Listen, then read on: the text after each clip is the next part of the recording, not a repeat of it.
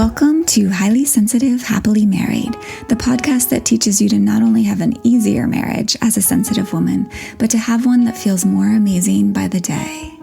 Where you'll hear relatable stories, love advice that works, and coaching on how to have a marriage where feeling upset and disconnected is a thing of the past, and where instead a sense of loving connection and even fun and lightness is the norm. I'm Hannah Brooks, highly sensitive person, love expert, and marriage coach, and I'm so happy to be on this journey with you.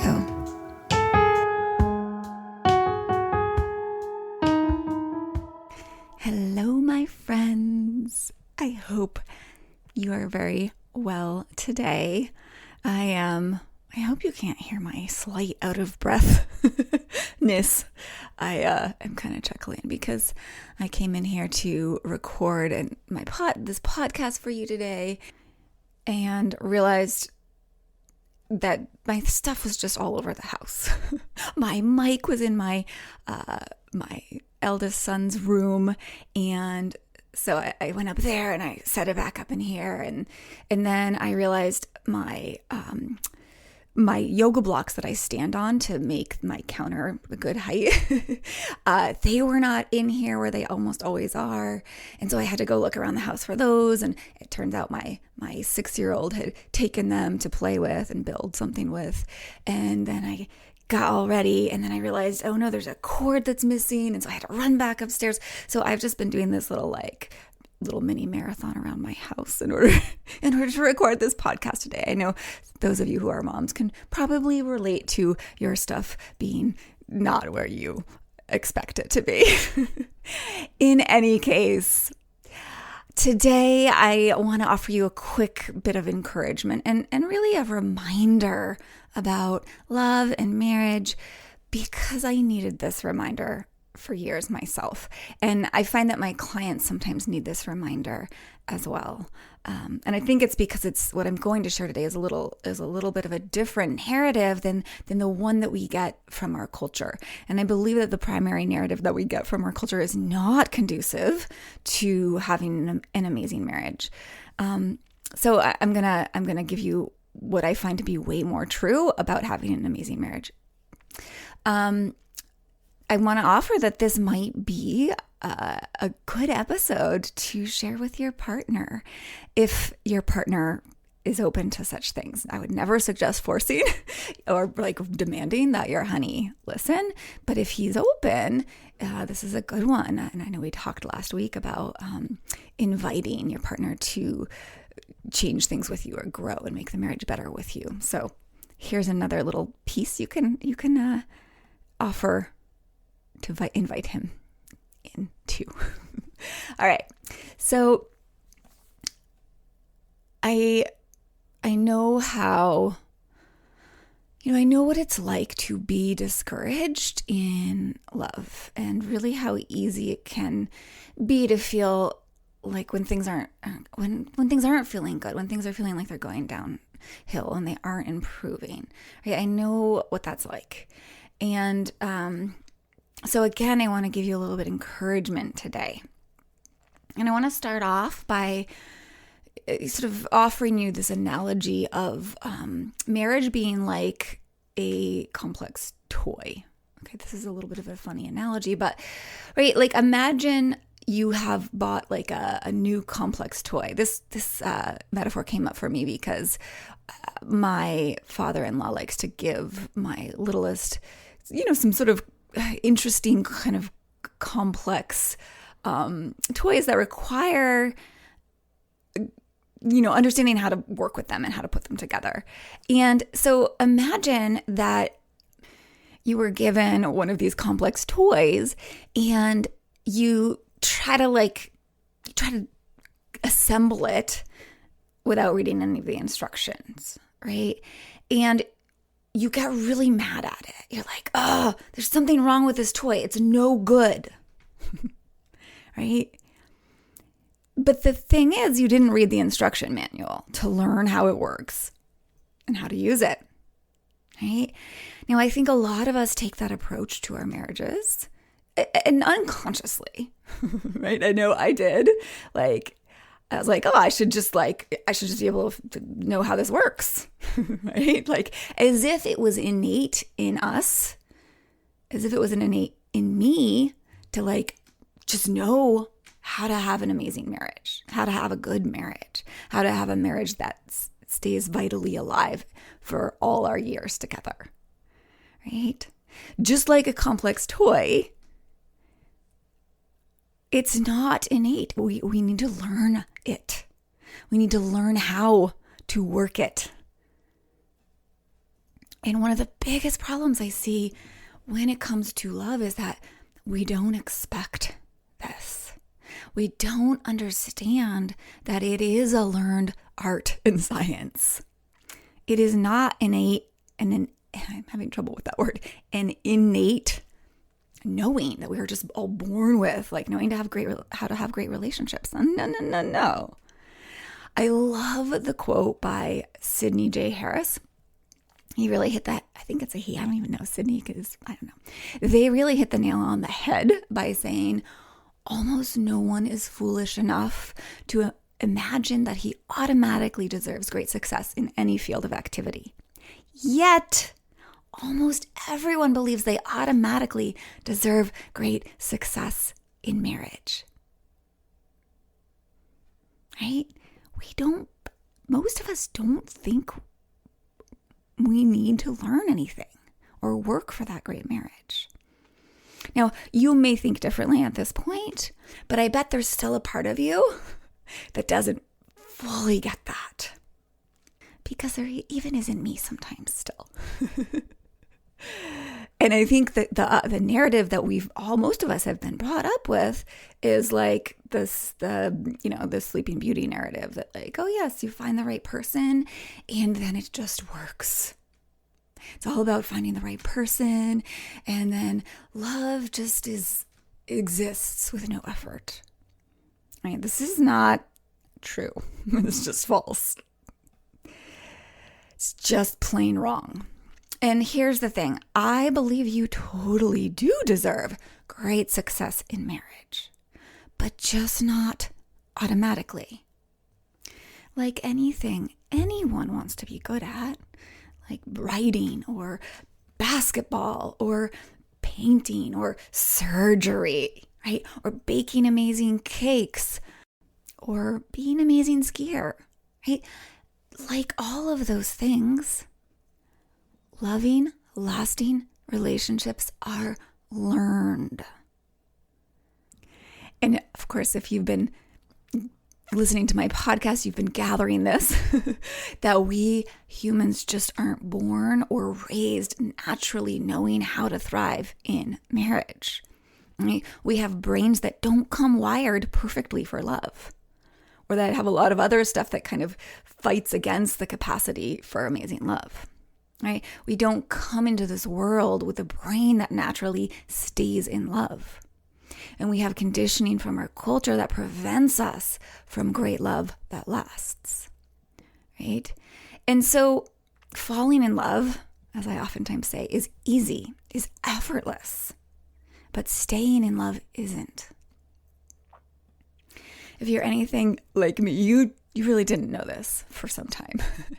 And possibly you've been discovering it the hard way by having a hard time in your marriage. And I want to offer for you right now, again, the reassurance that there's absolutely no shame in having a hard time. Because of course, you haven't learned yet. And all there is from here to change things is just learning. And the bright spot, if things are hard for you right now, is that now you know lasting love comes by learning. But I do want to be really clear.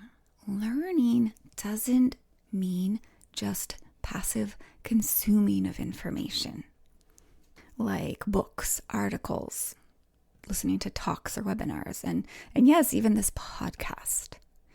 Right? One of my teachers calls it passive action versus massive action. So passive action is when we're consuming, we're kind of taking things in, which is beautiful and appropriate and necessary. to learn. But then we also need to take massive action, meaning applying until we get the result we want. When my clients first come to me, they've often done, they often tell me that they've done a lot of reading about like healthy relationships, relationship dynamics, reducing anxiety, feeling confident in themselves, loving themselves, or whatever area they have a hunch they need to grow in and improve in their own lives. So they'll report they've done lots of reading in those areas, but then they'll kind of admit with a sort of ashamed tone in their voice that still things aren't changing, right? As if they believe something's wrong with them because things haven't gotten better through these efforts of theirs, right? These reading and passive action efforts, right? But it's never the case that something's wrong with them, that they don't have it in them, or that their partner just doesn't have it in them to have a great marriage.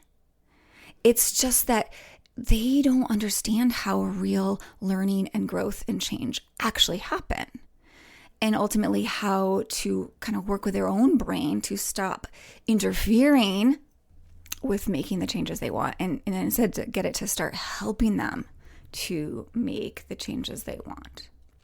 Meaning, like, our brains love passive action. They love to consume. It's kind of easy. It's kind of the lazy way, right? And we have a lot harder time going about actually applying our learnings, right? And you'll know that this might be happening for you and I want you to know it's totally human if it is happening for you. If for example, you listen to my podcast and you take it in, but then you don't answer the questions that I offer you or do the things that I suggest. And that's one of the ways the human brain, that's generally somewhat lazy, it likes to be efficient, so it doesn't like to take massive action to apply the things. That's one of the ways that our brain tends to interfere with our growth and our learning. Now, again, you can learn things intellectually from passive consumption, from passive action, right? I'm sure you've learned quite a bit by listening to my podcast, but often not too much what I call embodied learning comes this way, right? Just like with the toy, right, that I was talking about in the beginning, if we read and understand intellectually how to operate that toy, that's great. That's a good first step. But actually taking that info from that manual in and applying it, like actually putting the toy together or actually operating the toy, following the instructions, that's what makes you actually know how to use the toy with great success. So real learning is all about application, and there's more here. It's also about courage to try new things and perseverance, like being willing to push beyond that like resistance, that like lazy resistance, right? Like, oh, I don't feel like it right now. It's like too much energy, right? That's what our brain wants us to do. It wants us to not persevere because it's more energy efficient for the brain to just not persevere, right? And, real learning's about really good support as well, right? Like for me, putting together a complex toy, I'm terrible at reading the instructions and then trying to put something together, like not my strong suit. But my husband and my 13-year-old, they're like awesome at it. So having their support while I'm actually doing it, like they might tell me what to do and I can do it. That's so helpful. Oh my gosh. And also with real learning, it's about all of these things being driven by real desire, right? That is the fuel. Having that vision for what you want, having that desire for the marriage you want, that's such amazing fuel. And if you keep that as the place you keep coming back to, that's going to help you really do all that it takes to learn what you need to have the amazing marriage you want. One other way of putting all of this is we learn lasting love, kind of the way we develop a muscle, right? By exercising in this case, our brain and nervous systems in very specific ways. And by building what I call a lasting love brain, right? Or a lasting love mind, body, heart system, as I oftentimes call our sort of entity, our human entity that we are. And what's so cool is that we have this mind, body, heart system and this brain and nervous system that are actually shapeable, that are evolvable. And so we humans are incredible learners, right? But one of the other things that stops us from actually doing that learning and embodying that learning is this old narrative that we automatically feel like we should be innately good at marriage and love, right? Like that's what most of us believe. So many people feel shame when they realize they aren't so good at it, or their marriage isn't working and they need to learn something to make it better. So if that's you, I want you to listen up. There is absolutely no shame in learning how to have a better marriage. For one, it's what's necessary. But for two, would you feel shame if you weren't born knowing how to be masterful at surgery, if you wanted to be a surgeon? Would you berate yourself? Would you discourage yourself by thinking, oh no, I actually have to learn something. Something must be wrong with me. Something must be wrong here. Of course not, right? There's no shame in learning what we don't come into this world knowing and what we aren't taught as we grow up. No shame at all. In fact, I believe you can truly take pride in being willing to learn what most people won't learn, what most people won't choose to learn, right? Those of us who do choose to learn the marriage skills and the skill of lasting love, we are love warriors. I like to think of us as love warriors, right? We are the ones who will change the way future human beings do relationships, for the so much better. Right? Who will heal suffering producing old generational patterns that have been passed down for eons. Right? They'll end with you when you decide to learn how to have lasting love, to become someone with a lasting love brain, to make your marriage amazing for the long haul. I'm full of quotes today from famous people, so I want to offer you another one. Franklin Roosevelt once said, "If civilization is to survive, we must cultivate the science of human relationship." And of course, this is true. Being able to relate well to each other and this world around us is the key to our survival as a species, right? It's a key to thriving on this planet. And so many of the problems, if not all the problems in our world, come down to humans not knowing how to have a great relationship with themselves, with the people in their lives, with the planet itself.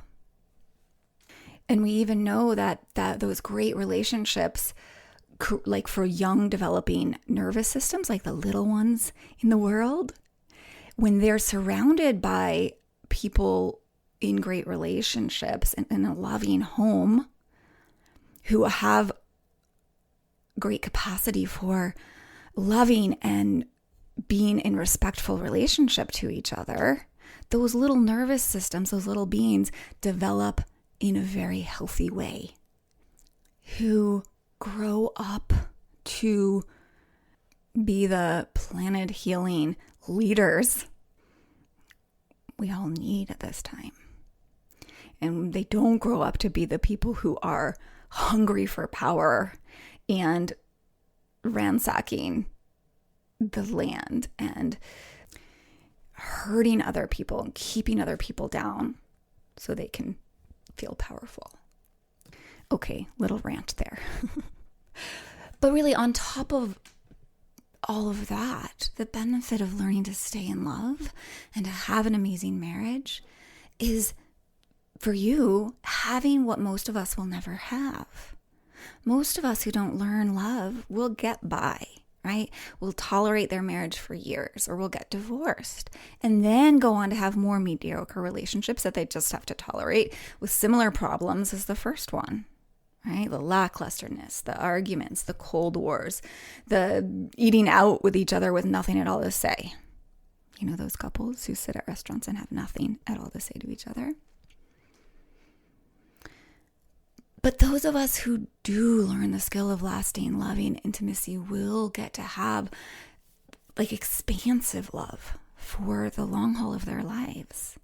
The capacity to love deeply, which in and of itself makes your life so rich and fulfilling, to be able to love deeply. A lot of us don't allow ourselves to do that and don't have the skill to do that because we haven't learned, right? But when you learn the skill of loving intimacy, lasting love, you'll also have the capacity to be loved in return deeply, to feel such a sweet sense of security and lightness and pleasure and joy in your marriage, and to really have meaningful personal growth and fulfillment that truly continues throughout the rest of your life. And above and beyond that, you'll even develop the meta skill of creating what you want in general in your life. Because the skills of learning lasting love are transferable, right? Because they're about being your best self, having an amazing relationship first and foremost with yourself, knowing how to insource and be in charge of your human emotions, what I oftentimes call emotional agency, or stewarding your emotions, right? Knowing how, for example, is another skill, knowing how to ask for and go for what you want in your life, to take risks that lead to rewards, like really rich rewards, right? And how to take deep care of yourself, right? How to guide your own brain and your nervous system in deep ways. All of which is how we create anything we want in our lives.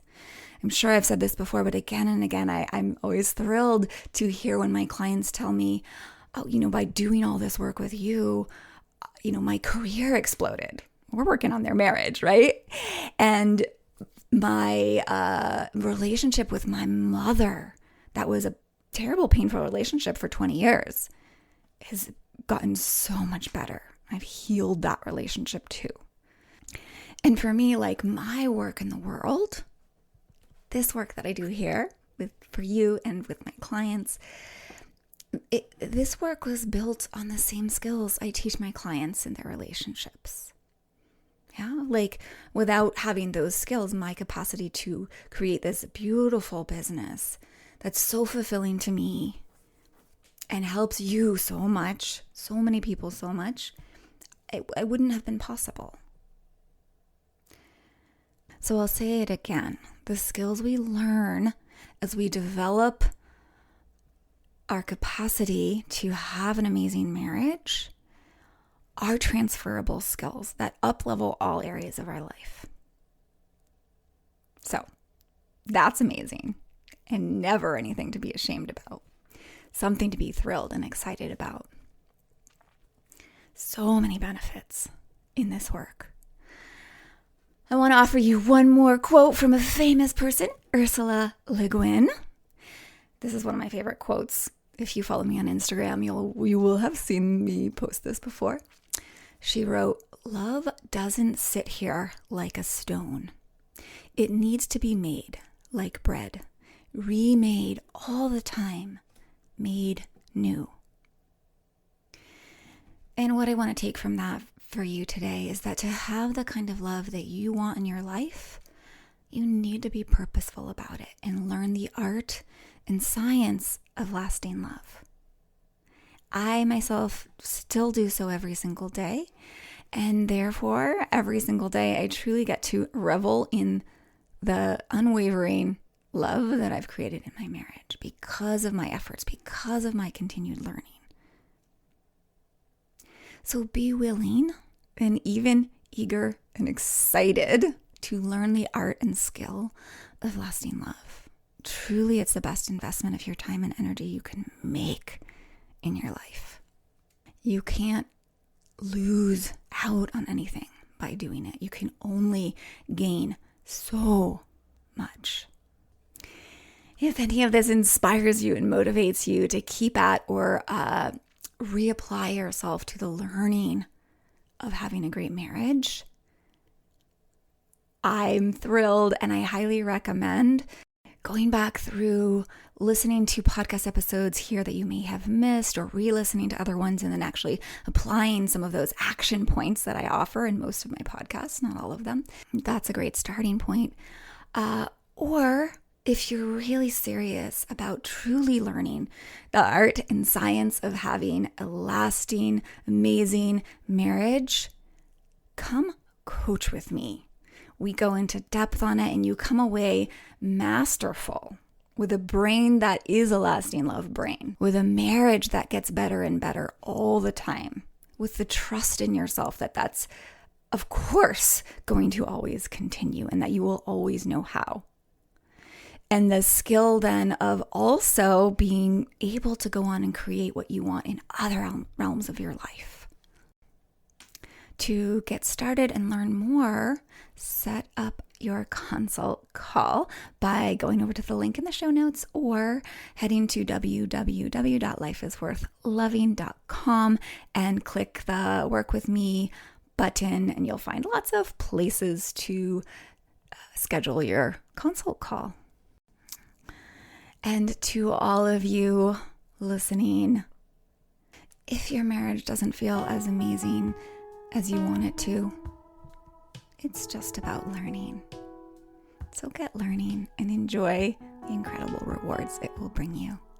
And be oh so well.